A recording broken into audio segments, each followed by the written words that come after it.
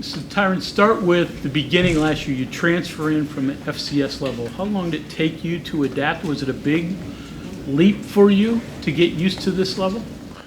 Yes, definitely. I definitely would say it was a bit different. Being at the FCS level, the talent, sometimes it's not always up to par. So definitely coming here, it was night and day for me, honestly. Being able to run around guys at FCS level, and then get here and guys are just a lot better. So coming from being one of the best athletes, it was different. I had to come here and actually learn new techniques and learn how to rely on my technique, and when the talent is greater than or equal to. So it was definitely a small challenge. When it hit you that, okay, I'm starting to make the right strides? I mean, everybody talks about your bowl game, but yes, was it before that, or was that the moment? Definitely the bowl game, I feel like I played pretty well. But, there were flashes throughout the season where, I felt where I was playing okay, but definitely, not up to my standard for myself, just being the caliber player that I feel like I am. I feel, just coming in and not being as dominant right away, it was just a wake-up call. So I guess I had to just do a little bit of self-evaluation. And, maybe I would say, like, after the UCF game is when I started to, everything started to click for me. So the interception in the bowl game, walk me through that. Have you had an interception in college before? You reach up, what happened? Nah, that was my first one in college. But definitely, the play, I think it was like a screen action play. I was my alignment, I was in coverage. So just seeing the play, I thought it was a screen. And then when the quarterback looked up, I just saw the ball. And that catch, my teammates, they'll tell you all the time, I make that catch all the time in practice. So really, it was kind of routine for me. But it was an amazing feeling, definitely, yes, sir, to get it in the game. You made the jump from FCS last year. Yes, sir. How do you think Ty French is doing? How are you able to kind of help him? Yeah, definitely.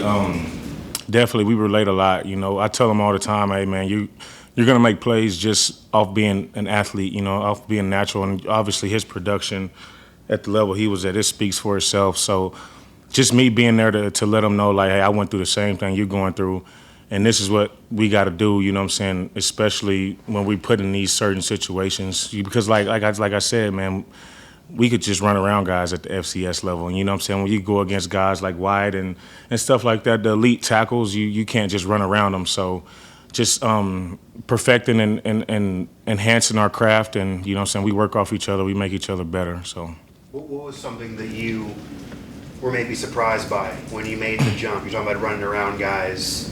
I'm sure there had to be something that you thought, okay, I can definitely do it at this level, but I wasn't expecting that. Or yeah, just even before I came here, when I was recruited to be like a pass rusher.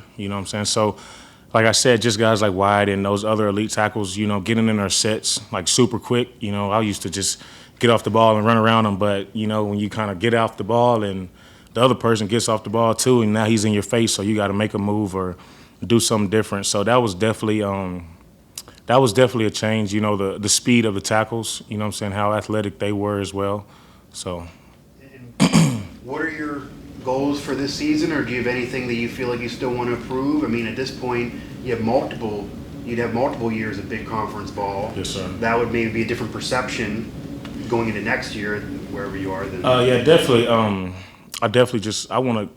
I want to have a complete 180 of my last season. I feel like I'm a dominant player. I feel like I played football at a really high level, and I know what it feels like. So, like I said, after having last year, I kind of know what to do now.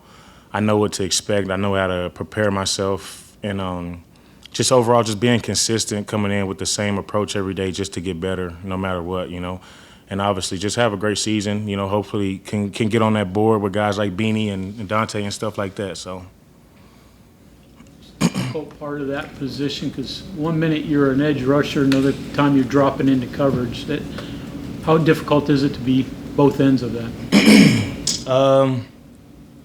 It can be challenging at times because a lot of times we're a read key, quarterbacks and the way offenses are now, it's based off of one guy. They're reading somebody and whatever he does, they counter off of it. So just trying to, disguise my position a lot and what I'm doing, if I'm dropping or if I'm rushing, and then just finding ways to affect the game either or, whether that's being in windows or that's sacking the quarterback, stopping the run, or even getting interceptions. But for the most part, our coaches, they try not to put us in too much stress because we are the primary pass rusher. But the dropping, I feel like I've gotten better in understanding route combinations and what to expect and stuff like that. With playing such a unique position, who would you compare your game to? Like NFL or? Just any player you've watched or played with.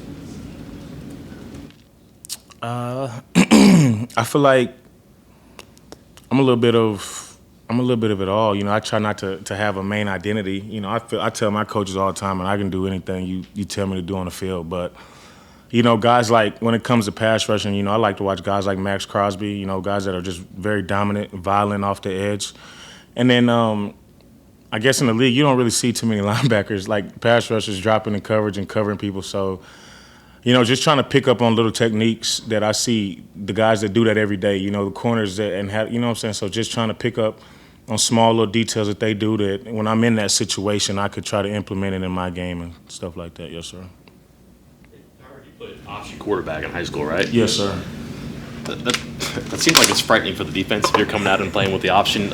How fun was that? Did you know what they were worried about? They were thinking when you had the ball out on the edge and making decisions. Yeah, it was an option style offense, but believe it or not, I didn't like to run the ball. I was the one to sit back there and throw it 50, 60 yards down the field. But at the time, I was still pretty big, about 6'2", 6'3", about 235. So, teams were, they did what they could. I wasn't easy to bring down, but. So you want to be a passer, not a runner. Yeah, definitely. I'll give it to the guys who run all day. You can let them do that, and then I sit in the pocket. Your senior year, did you miss a couple games? Yeah, I dealt with some injuries. Both ankles were bothering me a little bit, so I didn't really have a season that I wanted to, but it was all good. So listening to part of your story here, it just seems like you've taken time to get the pieces arranged the way you want. FCS, maybe you don't end up in the FCS if you play a full senior season. Yeah, maybe if it's just one position instead of defensive end and quarterback. Yeah, definitely. Yeah, do you feel like you're kind of making up for lost time a little bit? Does that make sense? Yeah, definitely. I'm really hard on myself, obviously, but sometimes I got people that remind me. I just moved to defensive end. I played quarterback my entire life, so. Going against guys and competing against guys who've been doing this since they started playing football, it just gives me just a sense of how good I could be, and so that's my mindset. How does having played quarterback give you an advantage in maybe some ways in your position? Maybe the biggest thing for me probably is just I guess when I don't know how to put this.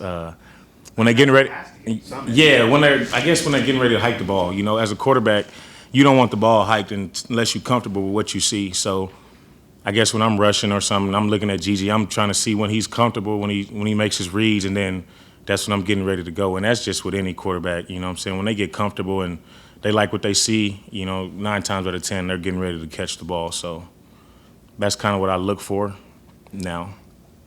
You got here about a year ago, a little less. How's the Texas guy adjusted to West Virginia?